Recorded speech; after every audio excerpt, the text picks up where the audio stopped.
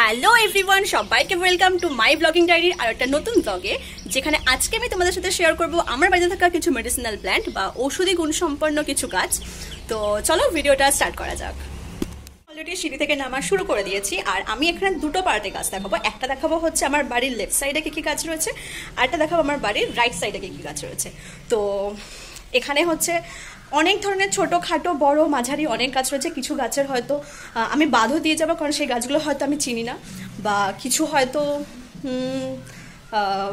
নাম জানি না, বা হয়তো তোমরা এমন অন্য নাম জানো যেটা হচ্ছে কি তোমরা কমেন্টে আমাকে জানিও যে তোমরা কী নামে সেটাকে ডেকে থাকো। তো চলো ওভারঅল ভিডিওটা দেখা যাক কেমন হয় না হয়। আর ভিডিওটা কেমন লাগলো অবশ্যই কিন্তু কমেন্টে জানাবে, ভালো লাগলো অবশ্যই লাইক করো। আর এরকম ভিডিও দেখতে বা অবশ্যই আমি ভিডিওটা কেমন করেছি সেটা বলতে ভুলো না। আর এরকম আরও আরও আরও আরও ভিডিও দেখতে চ্যানেলটা সাবস্ক্রাইব করে একটা ছোট্ট চ্যানেলকে একটু বড় করতে সাহায্য করো। তো চলো ভিডিওটা স্টার্ট করা যাক। তো চলো, এটা হচ্ছে আমার বাড়ি, আর আমার বাড়ির আমি আজকে লেফট সাইড থেকে শুরু করছি।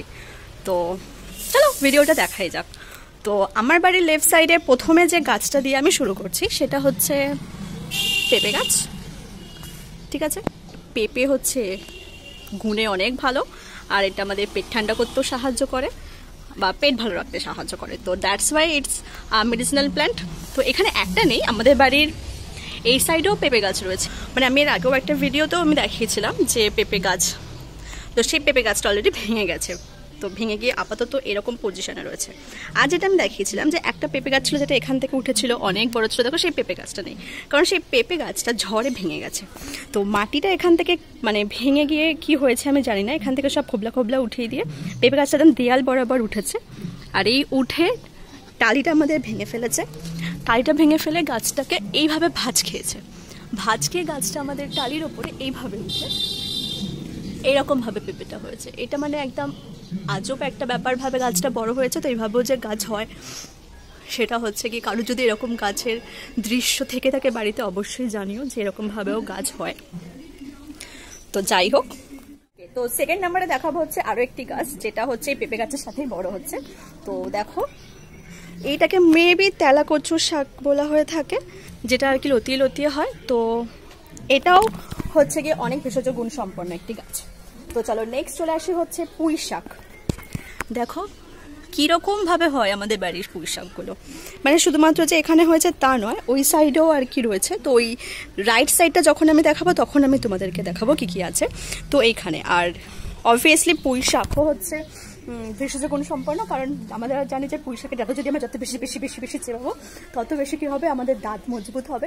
বাট এটা কাদের হয় তো আমি জানি না, কারণ আমার তো মানে দাঁতের মাড়ি সমেত মাথা অবধি পুঁই শাক চেবালে ব্যথা করতে শুরু করে দেয়। তো আপাতত এই সাইডে দুটো গাছ, তিনটে গাছ দেখালাম, এদিকে তিনটে আছে। তো চলো আমার বাড়ির রাইট সাইডে কী কী গাছ আছে দেখে নেওয়া যাক।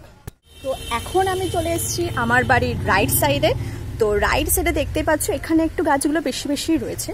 তো চলো রাইট সাইডে কী কী গাছ রয়েছে সেগুলো ফার্স্টে শুরু করি।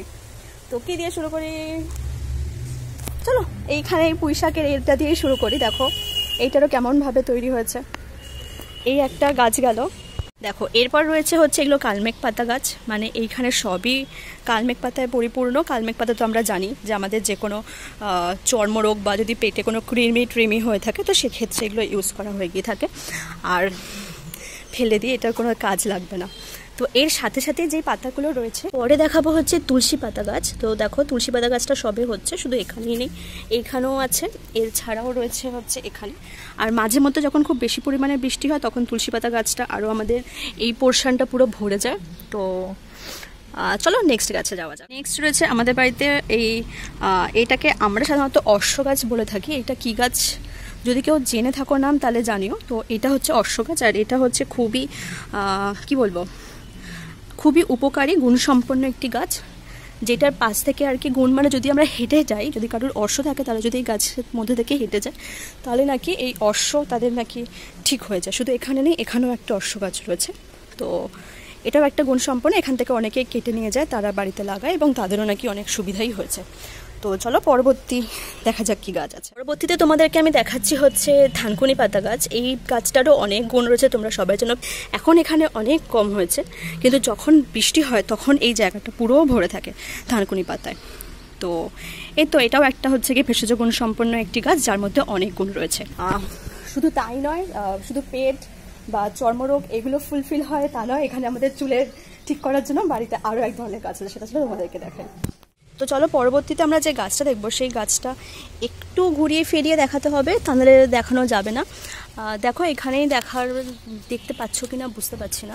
এটা হলো কারি পাতা গাছ, এর অনেক গুণ আছে, কিন্তু তার মধ্যে অন্যতম এই পাতাটা হচ্ছে চুলের ক্ষেত্রে অনেক কাজে লাগে, মানে যাদের চুল পড়ে যায় আর কি তারা এটা ইউজ করে থাকে। কিন্তু আমাদের বাড়িতে রয়েছে, আমাদের খাওয়াও হয় না, চুলে লাগানোও হয় না। একবার এত হয়েছিল, হয়ে গিয়ে গাছটা নষ্ট হয়ে গেছিলো, তারপরে এত পরিমাণে কষ্ট হচ্ছিলো যে আমাদের বাড়িতে গাছটা রয়েছে, তারপরেও আমরা কোনো কাজেই লাগাতে পারিনি।